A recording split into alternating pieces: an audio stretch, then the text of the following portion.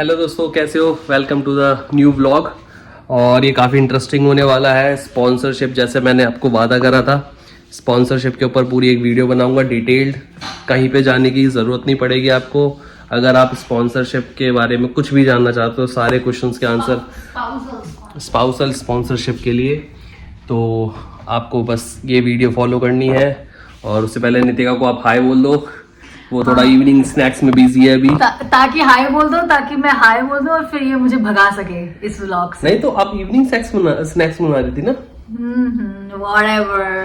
It's just a way to keep me outside of a informational blog. I get it. ऐसा कुछ नहीं है। अमित के पास बहुत अच्छी इन्फॉर्मेशन है। मैं भी अपने इनपुट्स देती रहूंगी अबाउट स्पाउसल स्पॉन्सरशिप। अगर आप अपने किसी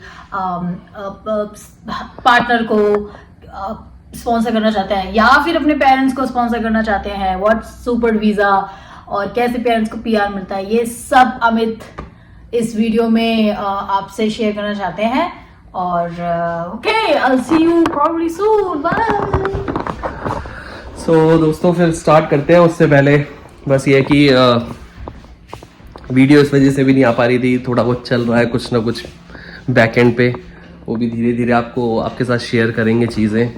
अभी तो हाल फिलहाल घर जैसे आपको वो दिख रहा है, एक मैट्रेस दीवार पे ऐसे टंगी हुई है, तो कुछ ना कुछ चल रहा है। वो धीरे धीरे आपको शेयर करते रहेंगे। मैं वैसे सोच रहा था यार कि मैं डेली व्लॉगिंग स्टार्ट करूं, लेकिन आप मुझे बताओ कि मैं वो स्टार्ट करूं कि ना करूं, रिस्पॉन्स आएगा नहीं आएगा, तो वो देखते हैं। मैं कोशिश करूंगा कि स्टार्ट करूं और फिर देखते हैं रिस्पॉन्स कैसा आता है। बाकी अगर पता नहीं आपको दिख रहा है कि नहीं दिख रहा, बहुत मडी हो गया है गाइस। मतलब ये एक बेकार रूप है, मतलब बेकार फेस है। जब स्नो पिघलती है ना तो बहुत ज्यादा गंदा लगता है और काफी ज्यादा बुरा हाल जाता है। मैंने एक शॉर्ट भी डाला था कि बिफोर एंड आफ्टर स्नो पड़ती है तो कितना सुंदर मिलता है, और जब स्नो मेल्ट होती है तो कितना गंदा लगता है। इफ नहीं देखा तो गो चेक इट आउट। सच में इट्स यक and it even smell sometimes like still water.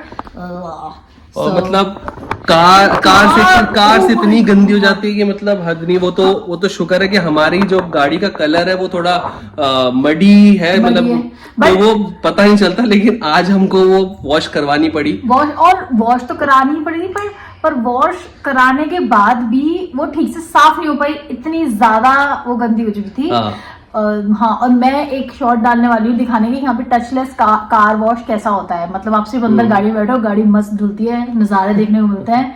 और हाँ, तो क्या, सॉरी अगेन। तो बाकी बैठते हैं आराम से एक जगह और फिर आपको सब कुछ बताते हैं। और चलिए स्टार्ट करते हैं स्पाउसल स्पॉन्सरशिप का। पूरा प्रोसेस बता देता हूँ मैं आपको शुरुआत से लेके एंड तक। हालांकि मैं अपने नोट्स और फोन में देखता रहूंगा, जो मैंने अपने फोन पे नोट्स बनाए हैं। तो मैं यहाँ इमोशनल सपोर्ट के लिए बैठी हूँ।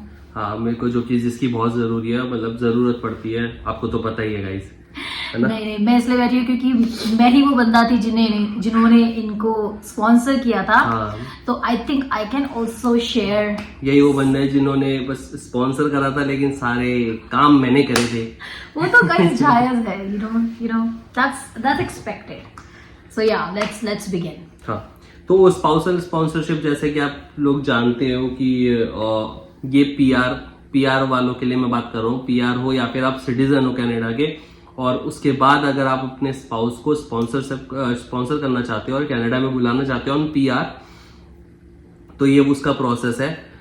टेम्परेरी वर्कर्स के लिए ये नहीं है, क्योंकि वो बुलाएंगे वो वर्क परमिट पे बुलाते हैं अपने, वो अलग सिनारियो है। ये मैं स्पाउसल स्पॉन्सरशिप के ऊपर वीडियो बना रहा हूँ। और तो इसके अंदर पहले बताऊंगा कि डॉक्यूमेंट्स क्या क्या लगते हैं, ठीक है, थ्रू आउट प्रोसेस क्या होता है, हमारे साथ एक क्या चीज हुई थी जिसका आपको ध्यान रखना चाहिए। क्योंकि हर केस में कुछ ना कुछ तो लगता ही है, अच्छा खासा मतलब छौका लगाते हैं भगवान जी ये लोग। That's why we have a lot of experience. इसीलिए हम यहाँ पे आपके साथ सारे एक्सपीरियंसेस शेयर करते हैं कि जो मिस्टेक्स हमने करी वो आप ना करें, जो टाइम हमारा खराब हुआ वो आपका ना हो, जो पैसे हमारे वेस्ट हुए वो आपके ना हो। तो स्टार्ट करता हूँ मैं सबसे पहले डॉक्यूमेंट्स की। अगर आपके पास पेन पेपर नहीं है तो आप लेके बैठो, सब कुछ सारे डॉक्यूमेंट्स लिख लो। तो सबसे पहले आपका लगता है पीआर कार्ड, अगर आप पीआर होल्डर हो, सिटीजनशिप कार्ड अगर आप सिटीजन हो, या फिर उसके अलावा पासपोर्ट। मतलब ये वो है, ये सारे डॉक्यूमेंट्स उसके लग रहे हैं जो स्पॉन्सर कर रहा है। मतलब मैं अभी पहले जो स्पॉन्सर कर रहा है उसके डॉक्यूमेंट्स बताता हूँ। स्पॉन्सर कर रहा है सिनेरियो, सॉरी जस्ट लाइक ऐसे मैं लेमैन की तरह बता रही हूँ, बट सिनेरियो ये है कि for example one partner is already in Canada और वो दूसरे पार्टनर को जो बुला रहा है, तो पहले ये जो स्पॉन्सर कर रहा है वो है जो ऑलरेडी कनाडा में है। सॉरी,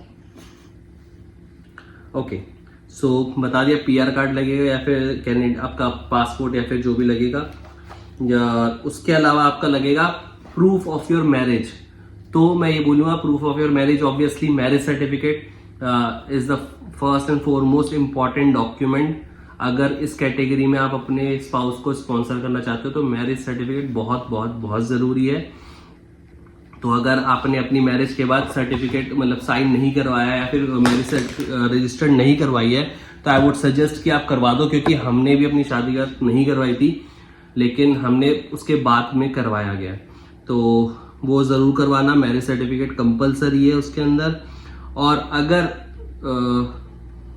अगर ऐसा कोई केस है कि आप प्रीवियसली मैरिड थे या फिर आप सेपरेटेड हो, अब किसी और के साथ आपकी शादी हुई है, तो उस केस में प्रूफ लगाना पड़ेगा कि आप उससे सेपरेट हो चुके हो। इवन कि अगर डाइवोर्स पेपर है या फिर कुछ भी है ऐसा कुछ, तो वो सेपरेट होने के पेपर्स लगाने पड़ेंगे। तो ये हो गया मैरिज से रिलेटेड, ठीक है। और अगर आप जैसे ऑब्वियसली जो स्पॉन्सर कर रहा है वो यहाँ पे वर्किंग कंडीशन में होना चाहिए, बेसिकली वो कहीं ना कहीं जॉब कर रहा हो, क्योंकि इनकम के डॉक्यूमेंट्स लगते हैं। क्योंकि आप अगर किसी को स्पॉन्सर कर रहे हो तो आप ये बता रहे हो कि हाँ इसका खर्चा वर्चा मैं ही उठाऊंगा और मेरे पास ये इतनी इनकम है, और आपकी इनकम जो है जो IRCC की वेबसाइट पे 2 बंदों की इनकम आप देखने को मिल जाएगी, तो उसके बेसिस पे आपकी मिनिमम इतनी इनकम होनी चाहिए, उसके बीच में फॉल करनी चाहिए। तो इसको प्रूफ करने के लिए आपको क्या चाहिए, या तो इनकम सर्टिफिकेट होता है या फिर अगर आपने रिटर्न फाइल कर दिया तो नोटिस ऑफ असेसमेंट। तो नोटिस ऑफ असेसमेंट अपना यहाँ का जो इनकम टैक्स का अकाउंट है, जो जिसको CRA बोलते हैं, अकाउंट में लॉग इन करो। वैसे भी हर असेसमेंट के बाद वो नोटिस ऑफ असेसमेंट आपको भेजते हैं, तो वो नोटिस ऑफ असेसमेंट लगेगी, कम से कम 1 साल की तो लगेगी ही लगेगी, ठीक है। मैक्सिमम आपके जितनी है लगा दो, मैक्सिमम 3 साल की लगा सकते हो, लेकिन 1 साल की आपको मिनिमम वो देनी ही पड़ेगी, या फिर इनकम प्रूफ चाहिए, इनकम सर्टिफिकेट चाहिए अगर आपने रिटर्न फाइल नहीं करी है जब तक। तो इसका मतलब क्या ये है कि क्या स्पॉन्सर करने के लिए फॉर एग्जांपल अगर एक वाइफ हूँ, मैं हूँ, मुझे अपने हस्बैंड को आपको बुलाना है इंडिया से, तो क्या मुझे पूरे 1 साल वेट करना पड़ेगा? नहीं, मैंने वही बोला, प्रूफ ऑफ इनकम उस केस में आती है कि जब आपको बेसिकली क्या है, जिस दिन आप यहाँ पे लैंड हुए हो उसके बाद आप बुला सकते हो अपने स्पाउस को। तो फिर मेरी इनकम का प्रूफ कहाँ से आएगा? हाँ, तो मतलब जो आपने बोला 1 साल का होगा। देखो बेसिकली क्या है, ये मस्ट रिक्वायरमेंट नहीं है, लेकिन आपका केस स्ट्रांग बनाती है कि अगर आपके पास एक इनकम है इन कनाडा। कहने का मतलब ये है कि कोई भी प्रूफ जो ये प्रूफ करता है कि आपकी ये पूरी ईयरली इनकम है, वो बताओ, वो आपका शायद ऑफर लेटर भी हो सकता है और आपकी सैलरी स्लिप्स भी हो सकती है। मतलब अगर जैसे ही आपकी जॉब लगी है, लोग क्या करते हैं बेसिकली, क्या है, वेट करते हैं कि 1-2 महीने करे, जैसे ही जॉब लगी उसका अपॉइंटमेंट लेटर लगाया, क्योंकि वो इनकम प्रूफ में माना जाएगा, और उसके बाद अप्लाई कर देते हैं। लेकिन आप एलिजिबल हो जाते हो अपने स्पाउस को स्पॉन्सर करने के लिए एज एंड व्हेन आप यहाँ पे लैंड करते हो। ऑब्वियसली PR कार्ड लगता है तो 2 महीने तो आपको वेट करना ही पड़ेगा एनीहाउ, क्योंकि PR कार्ड लगेगा ही लगेगा, COPR से काम नहीं चलेगा। तो 2-2.5 महीने PR कार्ड आने में लगते हैं, तो PR कार्ड के आने के बाद ही अप्लाई कर सकते हो आप। तो एनीवे 2.5 महीने तो रुकना ही पड़ेगा आपको। तो ये हो गया, इनकम की बात हो गई, ठीक है। अगर आपकी में अब ये होते हैं इनके पेपर्स, मतलब जो स्पॉन्सर कर रहा है उनके पेपर्स लग गए, ठीक है। इसके अंदर आपका हाँ एक चीज और लगेगी, अगर आप जिधर यहाँ पे रह रहे हो तो उसका एड्रेस प्रूफ में यहाँ के लोग मोस्टली यूटिलिटी बिल मांगते हैं, और यूटिलिटी बिल ऑब्वियसली मिल जाता है। अगर यूटिलिटी बिल नहीं है, जैसे फॉर एग्जांपल कईयों के केस में क्या होता है कि ऑल इंक्लूसिव हम अपार्टमेंट लेते हैं, तो उस केस में हमारा रेंटल एग्रीमेंट चल जाता है। तो बेसिकली एड्रेस प्रूफ के लिए आप इधर आप रेंटल एग्रीमेंट लगाओ, यूटिलिटी बिल लगाओ, तो वो एक चीज हो जाएगी। ये डॉक्यूमेंट्स लगते हैं जो स्पॉन्सर कर रहा है। अब आते हैं बात एप्लीकेंट की, क्योंकि मेन एप्लीकेंट के डॉक्यूमेंट ज्यादा लगते हैं जिसको स्पॉन्सर करा जा रहा है, जैसे कि हमारे केस में मैं था, ठीक है। तो उसके अंदर बेसिकली क्या है कि मेरा आधार कार्ड, मतलब वहां का, क्यों? क्योंकि मेरा आईडी प्रूफ, आधार कार्ड लगा दो, पासपोर्ट लगा दो, कम मत लगाओ, लगा दो, भले ही वो आधार कार्ड को नहीं मानते, कोई बात नहीं, आप लगा दो। मैंने भी लगाया था, आधार कार्ड भी लगाया था, प्लस पासपोर्ट भी लगाया था, जस्ट टू मेक श्योर, ठीक है। मेरा आ जाएगा। प्लस आप एक चीज जरूर लगाना, हमने जो कि करा था कि प्रूफ ऑफ वेडिंग। बेसिकली क्या है, जैसे आजकल जो IRCC है ना, बहुत ज्यादा स्ट्रिक्ट हो गई है, बहुत ज्यादा चेकिंग कर रही है। पहले 20% 30% केसेस को वो स्क्रूटनी में करके चेक करते थे थ्रू आउट, मतलब इन डिटेल जाके, लेकिन वो अब 100% हर केस को स्क्रूटनी में डाल रहे हैं और मतलब इन डिटेल हर चीज चेक कर रहे हैं। अगर उनको जरा सा भी लग रहा है तो वो वीजा रिजेक्शन, आप खुद ही जानते हो कि कितने हाई हैं इस वक्त। और ऐसे बहुत से केसेस होते हैं कि बहुत से लोग सिर्फ और सिर्फ शादी करते हैं शॉर्ट टर्म पे, सिर्फ इसलिए कि आपको PR दिलवा देंगे और फिर वो यहाँ के डिवोर्स ले लेते हैं। इन दैट केस, अगर आपकी शादी को 2 साल से कम हुआ है, 1 साल से कम हुआ है, तब आपका केस बहुत वीक है। उसको स्ट्रॉन्ग बनाने के लिए आपको शादी से पहले भी जितनी अगर आपकी कॉन्वर्सेशन रिलेटेड टू वेडिंग हुई है, तो वो आप व्हाट्सएप चैट और जो भी प्रूफ है वो सब भी लगाओ। और एक तरह से आपको पूरा एक दिखाना पड़ेगा कि कैसे आप, जैसे अमित ने बोला कि शादी की फोटोज वगैरह वो सब तो है ही, प्लस रिलेटिव्स। बेसिकली क्या है कि जैसे वेडिंग फोटोज है, वेडिंग फोटोज लगाओ, शादी का कार्ड, इवन मैंने अपनी तरफ से शादी का कार्ड भी लगाया था, नितिका की तरफ से शादी का कार्ड भी लगाया था, वेडिंग फोटोज लगाई। और उसके साथ साथ मैंने फेसबुक, जैसे हम शादी से पहले भी हम रिलेशनशिप में थे, तो मैंने तब से पिछले काफी सालों से जाके हम जो फेसबुक पे कनेक्टेड थे, हमने पोस्ट डाली, इवन एंगेजमेंट की, बिफोर एंगेजमेंट और ड्यूरिंग, हमने मैरिज और मैरिज के बाद भी हमने जो पोस्ट डाली, मैंने उस पोस्ट के भी प्रिंट आउट्स लगा, मतलब स्क्रीनशॉट ले लेके वो भी लगाए थे, just to proof my marriage कि ये 101% जेन्युइन। देखो ये डिपेंड करता है आपके ऊपर, आप लगाना चाहते हो कि नहीं लगाना चाहते, क्योंकि मैं अपना केस 101% सिक्योर रखना चाहता था। हमारे केस में वैसे भी हमारी शादी को हो चुके थे आराम से 4-5 साल, तो इतना वीक नहीं था, but still we were like newly married, हमारे कोई किड नहीं था, तो हमको बहुत 100% श्योर देना था कि it's not a fake case, we are genuinely married. और हमने तो अपनी व्हाट्सएप चैट्स भी लगाई थी। फॉर एग्जाम्पल, मैंने अमित की सिस्टर्स के साथ अगर कोई कम्युनिकेशन करी है तो हमने वो भी लगाई है। और मतलब, और ये एक तरह की रिक्वायरमेंट है आपको ये प्रूफ देने के लिए कि like it's you are like involve with the family, और like not family, it just makes your case strong. तो वो सब भी हमने लगाया था। और सारी वेडिंग फोटोज को एक्सप्लेन भी किया था, लाइक हमने लिटरली नीचे कैप्शंस डाले थे फोटो को कि इस फोटो में हो क्या रहा है, like, कौन कौन है, like what's the ceremony is, this ceremony is like sindoor भर रहा है या वरमाला, तो वो एक्सप्लेन किया था, because if the officials are like not brown people, they should know this is the wedding thing that's happening here. तो ये सब करना and yeah, I mean this makes your case. मतलब, और मैं तो मतलब 2 साल पहले अप्लाई करा था, तब मैंने ये सब चीज करा, और कंसीडरिंग टुडेज सिचुएशन आपको ये सब करना चाहिए ही चाहिए। उसके अलावा जो मैंडेटरी डॉक्यूमेंट्स मैं बोलूंगा कि कम से कम ना 2 प्रूफ लगाओ आप रिलेशनशिप के, ठीक है, कि आपका रिलेशनशिप है। जैसे अगर फॉर एग्जांपल अगर आपने अपनी होम कंट्री में कोई जॉइंट अकाउंट खुलवा रखा है, ठीक है, तो वो दिखा सकते हो आप, उसकी स्टेटमेंट लगा सकते हो, या फिर कोई जॉइंट प्रॉपर्टी ले रखी हो तो उस प्रॉपर्टी के डॉक्यूमेंट्स लगा सकते हो, ठीक है।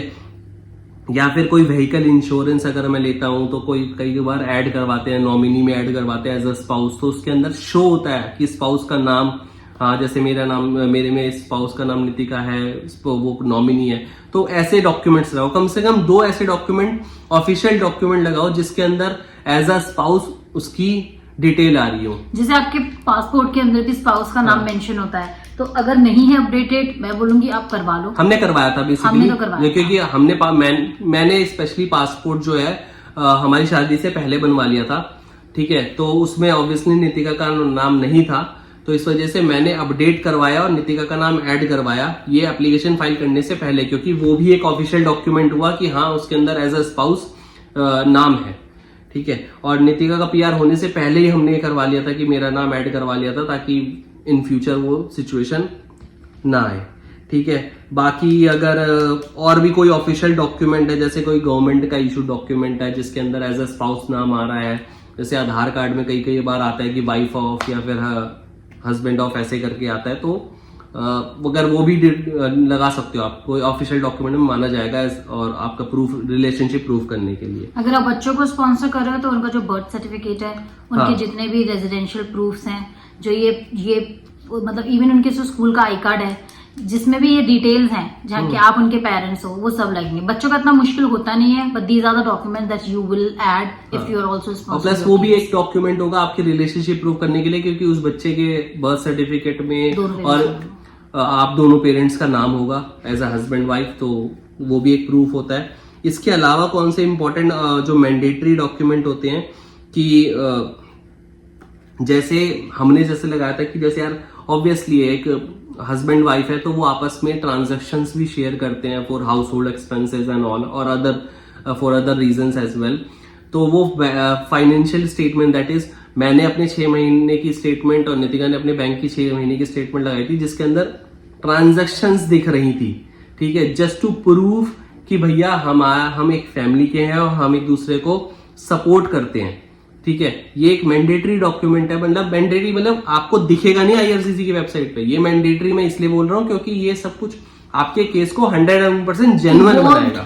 इवॉल्व्ड एक्सपीरियंस हाँ। से ये एक तरह से मैंडेटरी है, if you can do it. और कंसीडरिंग मतलब आपकी आज की सिचुएशन में तो आप ये 100% लगाओ, क्योंकि यार ऑब्वियसली जेन्युइन केस है तो हर चीज लगाओ।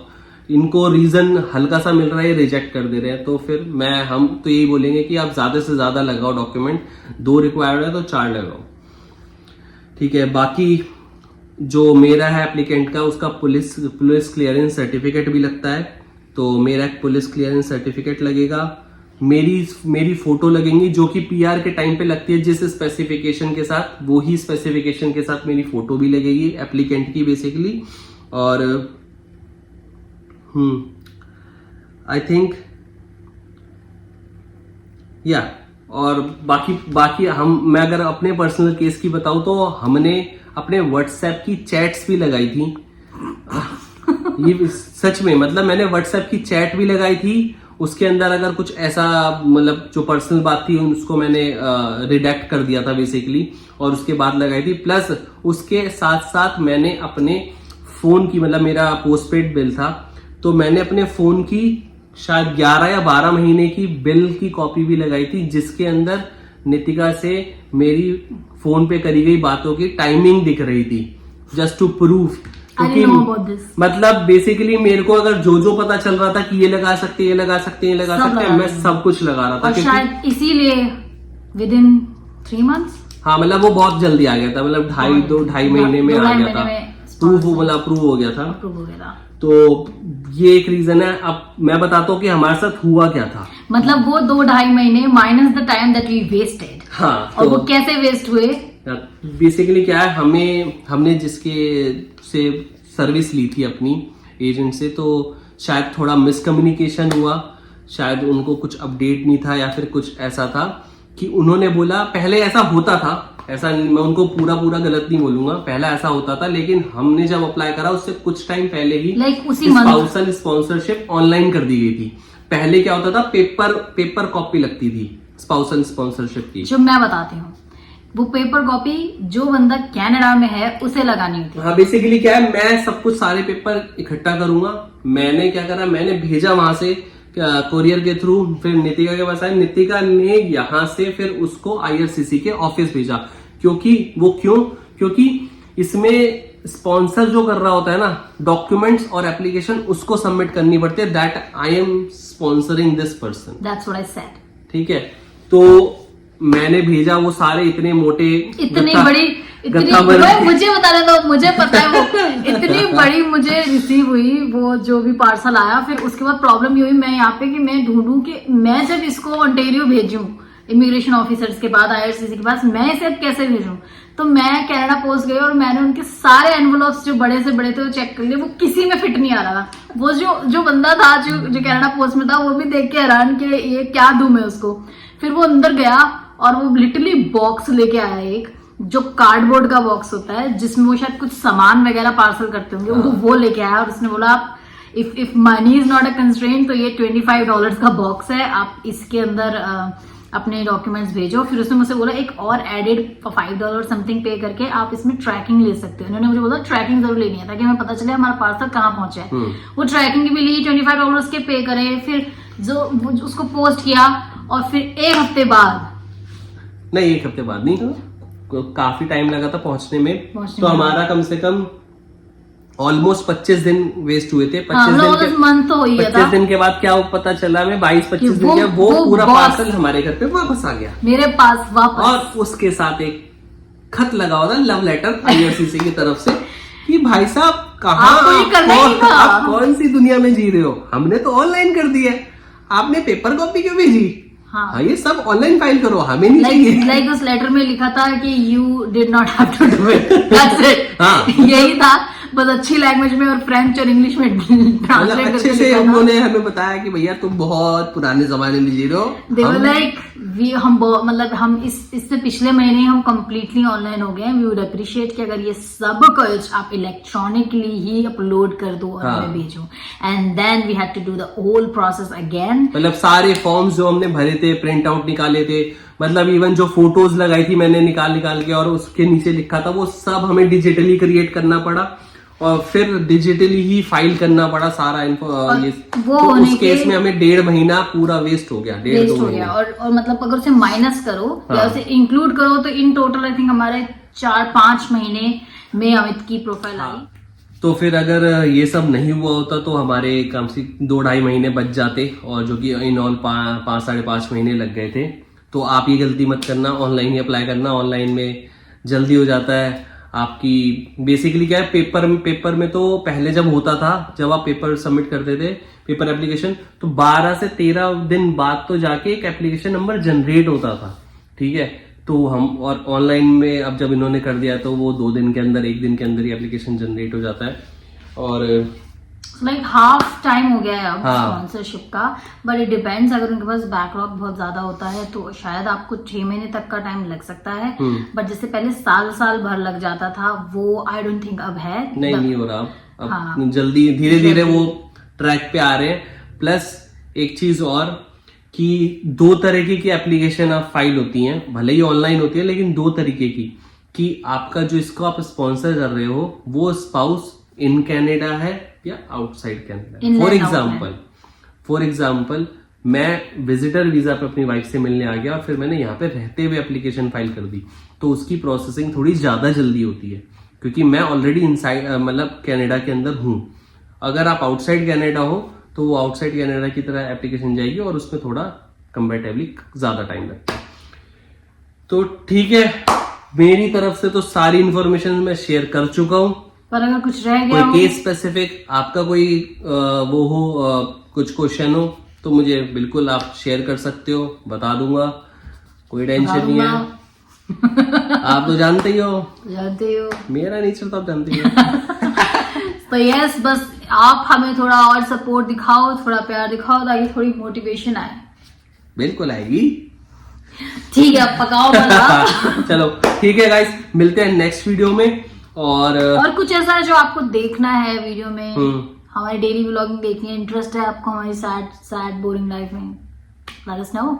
हाँ, बाकी हम इंटरेस्टिंग कुछ हो रहा है तो वो इंटरेस्टिंग आपसे धीरे धीरे शेयर, इंटरेस्टिंग हो कुछ रहा है, खिचड़ी पक रही है बाबू भैया, और जो कि हम जल्दी शेयर करेंगे। Okay, then see you in the next vlog, hopefully very soon. Bye. मिलते हैं, बाय।